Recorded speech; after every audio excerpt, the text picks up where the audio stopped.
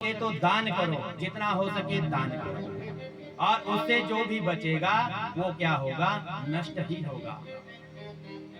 साथ में क्या जाता है, जब हम आप लोग यहाँ से जाएंगे, क्या जाएगा साथ में?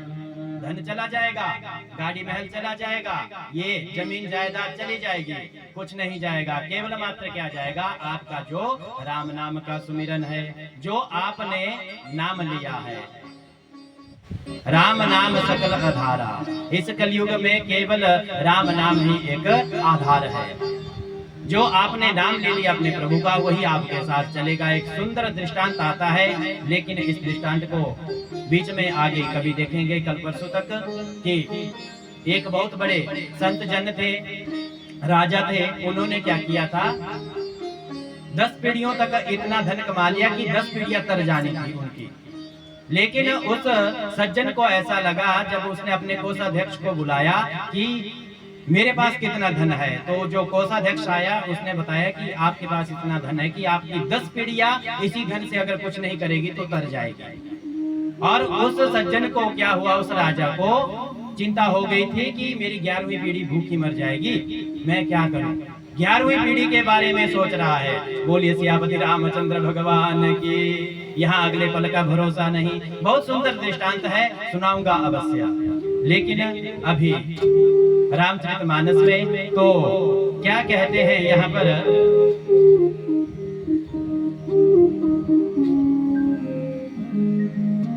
दशरथ जी को जैसे ही लगा कि मेरे कान के बाल सफेद हो चुके हैं, दांत झड़ने शुरू हो चुके हैं, कानों से सुनना थोड़ा कम हो गया है, तो सोचे कि मैं अब राम को राज्य दे देता हूँ। और उसी समय क्या हुआ, उन्होंने क्या किया, सुमंत जी को बुलाया, और सुमंत जी को बुला करके क्या किया कि जाओ।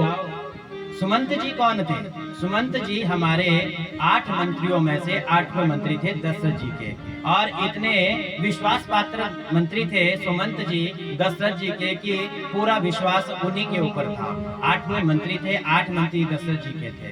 पूरा विश्वास कौन थे? वो पूरे विश्वास के पात्र वही थे, सुमंत जी। तो सुमंत जी को अपने पास बुलाया है, और जैसे ही बुलाया और क्या कहा कि सुमंत जी, मेरे मन में ऐसी ऐसी बात आ रही है, तो मैं क्या करूं। सुमंत जी मंत्री थे और सद्विचारी थे, प्रभु के प्रेमी थे। उन्होंने कहा, प्रभु अगर ऐसी बात है तो सुदिनम सुमंगलम तबहि जब राम होई जुब राजू। इस शुभ मंगल करने के लिए देरी किस बात की। मैं अभी जाता हूँ, पूरी अयोध्या में बात बताता हूँ कि सुअवसर आ चुका है, हमारे राम जी राजा बनेंगे और अयोध्या को संभालेंगे। बोलिए राजा राम भगवान की। अब उसी समय क्या हुआ, तीन ही सोहाय न अवध बधावा, तीन ही सोहाय न अवध बधावा, जो रहे चंदेने राति न भावा, जो रहे चंदेने राति न भावा, सारद बोले विनय सुर करही, सारद बोले विनय सुर करही, बारहि बार पायले परही, बारहि बार पायले पाही। बोलिए सियापति रामचंद्र भगवान की। उसी समय क्या हुआ, अयोध्या में तो बड़ा मंगल ही मंगल हो रहा था। दशरथ जी ने यहाँ सुमंत जी को भेज दिया, कहा कि अयोध्या में जाओ, बताओ कि कल सुबह हम राज्याभिषेक करेंगे राम जी का। बस इतना कह दिया।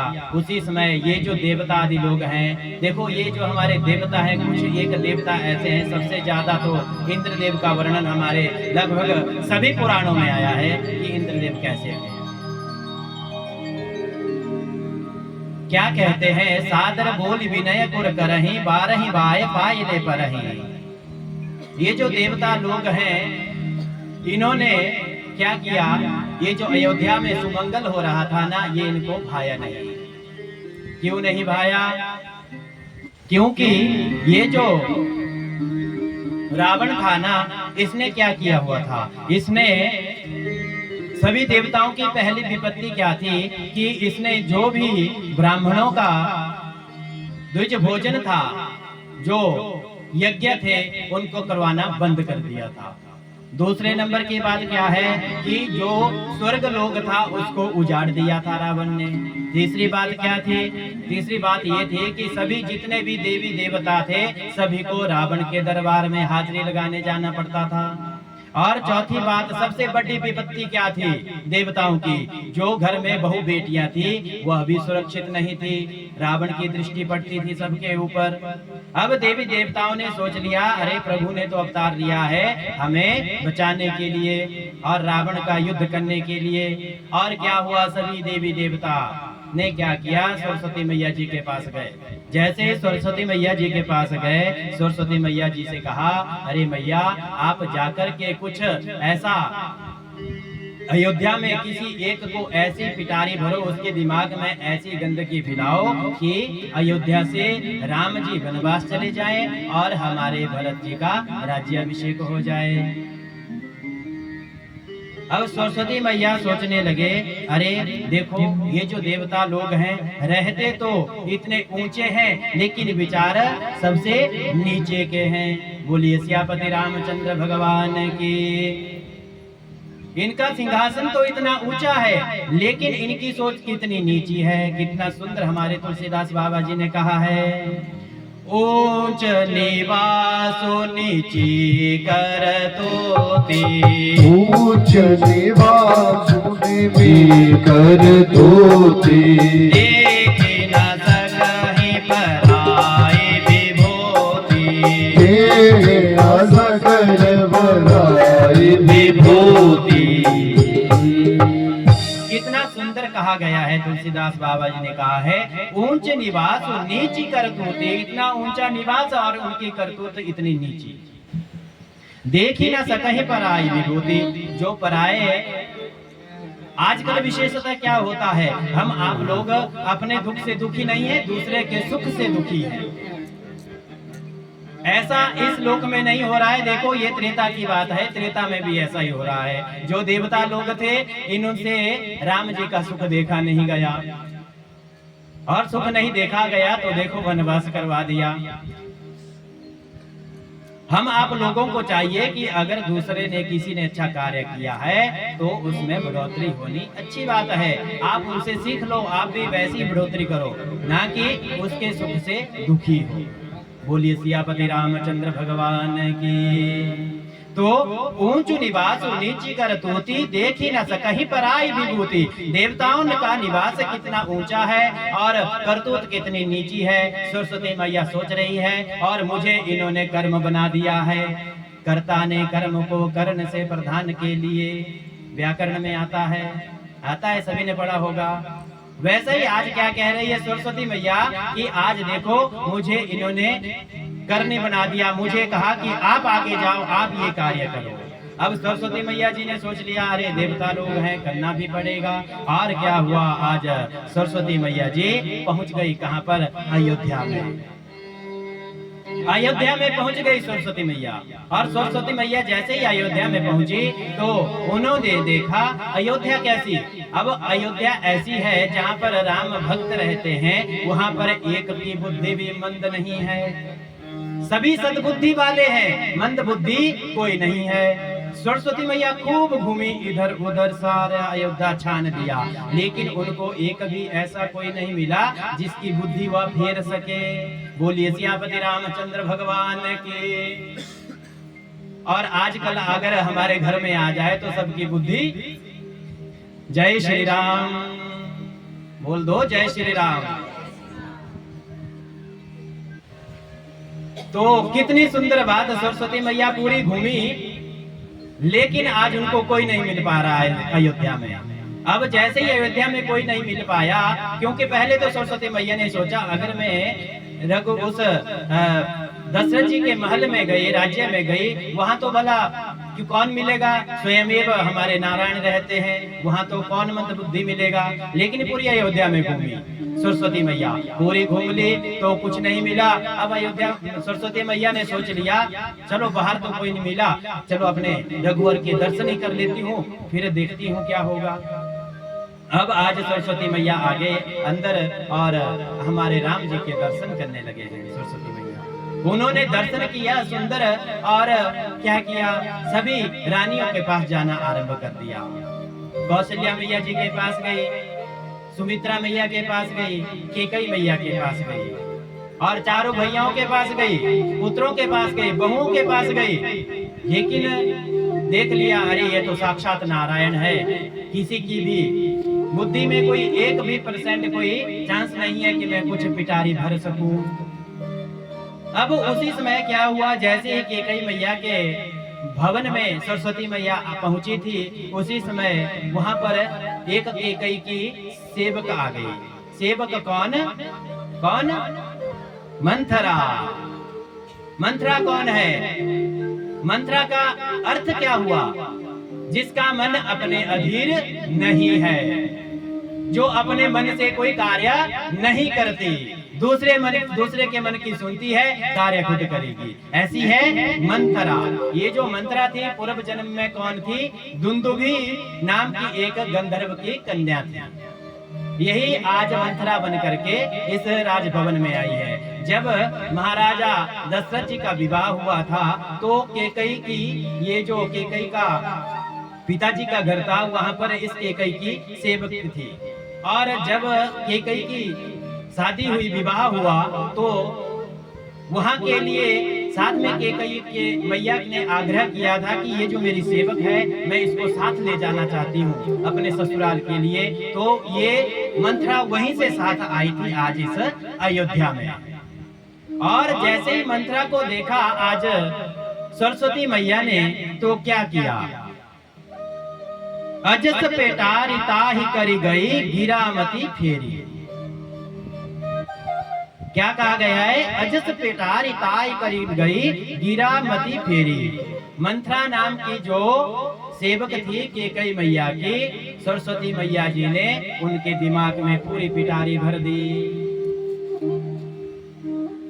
दुर्व्यवहार की, दुर्विचार की पूरी पिटारी भर दी, और सरस्वती मैया अपने रास्ते से।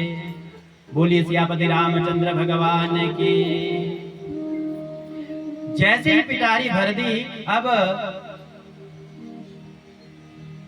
पूछे से लोगन काह ओछा हो, पूछे लागन काह बछाहो, राम तिलक सोनी भाउर दाहो, राम तिलक सोनी भाउर दाहो। अब जैसे ही मंथरा के मन में दुर्व्यवहार चलना आरंभ हो गया, दिमाग चलना उल्टे की तरफ आरंभ हो गया, और यहाँ क्या हुआ, सुमंत जी ने पूरे अयोध्या में फैला दिया था कि कल हमारे राजा, हमारे राम जी राजा बनेंगे। तो जैसे ही मंथरा इधर उधर जाते हुए लोगों को देख रही है, दूतों को देख रही है, तो एक से पूछ लिया, अरे भैया इतने प्रसन्न काहे को, कहाँ जा रहे हो, क्या खबर है, कोई खुशी की बात है क्या? तभी उस दूत ने कह दिया, हाँ हाँ मंथरा, तुझे पता नहीं है, कल हमारे राम राजा बनेंगे, कल राज्याभिषेक होगा हमारे राम जी का। बस इतना सोच लिया, और जो मंथरा थी उसका पूरा हृदय, पूरा शरीर कंपन करने लग गया, कंपन करने लग गया पूरा शरीर, और शरीर कंपन कर रहा है, और दिमाग में विचार चलने शुरू हो गए। अच्छा, राम राज्य संभालेंगे, और हमारी जो मेरी रानी है कैकेयी, उसका जो बेटा है भरत, वो उसका क्या होगा? जो कैकेयी है, जो सौत है कौशल्या जी की, उसका क्या होगा? मन में दुर्व्यवहार आना आरंभ हो गया, दुर्विचार आना आरंभ हो गया उस दिमाग में मंथरा के। और क्या हुआ, बड़े बड़े फुंकारे छोड़ने लगी, और आंखें लाल हो गई, क्रोध आ रहा है, कंपित हो रही है मंथरा, कंपित हो रही है। और कंपित हो रही और सीधे कैकई के महल में पहुंच गई। जैसे ही कैकई के महल में पहुंचती है और वहां पर रोने लग गई है, अश्रुपात करने लगी है। आज मंथरा मन ही मन में विचार कर रही है, हमारे भरत का क्या होगा, मेरी महारानी का क्या होगा, कैकई का क्या होगा। अश्रुपात हो रहा है। अब जैसे ही महारानी कैकई वहां पर पहुंचती है अपने भवन में, उसी समय क्या देखती है, अरे मंथरा मेरी जो ये सेवक है आज अश्रुपात कर रही है। अयोध्या में आज तक किसने अश्रुपात नहीं किया, कोई दुखी ही नहीं हुआ उस अयोध्या में आज तक। अश्रुपात कहाँ से होते? तो आज देखो दुखी मन है इस मंत्रा का। कैकई मैया बड़े प्रेम से भाव से पूछ रही है, सबय रानी कह कहसी किन कुशल राम मही पालू। अरे अयोध्या में सब कुशल तो है, मेरे राम जी कुशल तो है। क्या कहती है कैकई मैया, सबय रानी कह कहसी किन कुशल राम मही पालू। ये जो मेरे राम जी है कुशल है, सब अयोध्या में सब कुशल है। जब इतना कह दिया तभी मंत्रा देखो क्या जवाब देती है व्यंग्य रूप में। आज इस अयोध्या में कुशल राम के अलावा है ही कौन? अयोध्या में राम के अलावा कुशल है ही कौन? आज महारानी राम ही तो एक कुशल है। जब इतना कह दिया, लखनऊ भरतु रिपु मदनु सुनी भागवरी उर सालू, कि इस अयोध्या में केवल मात्र राम ही है जो सकुशल है, बाकी तो कोई कुशल नहीं है। महारानी आपका क्या होगा, आपके बेटे भरत का क्या होगा? जरा सोचो। कैकई मैया सोच रही है इसको क्या हुआ है, आज इसने क्या खा लिया आज। ये तो ऐसे बात नहीं करती थी। इतना जब बोल रही है तभी कैकई बार बार पूछ रही है, अरे बता तो हुआ क्या? मंत्रा क्या कहती है, पूतु विदेश ना सोचो तुम्हारे, जानती हूँ बस ना हूँ हमारे। क्या कहती है, पूतु विदेश न सोचो तुम्हारे। ये जो आप सोच रहे हैं कि ये मेरे बच्चे हैं, राम मेरा बच्चा है, लक्ष्मण मेरा बेटा है, क्या होता है मित्र भी कुछ मित्र तक मित्र रहता है और बाद में शत्रु बन जाता है। ऐसा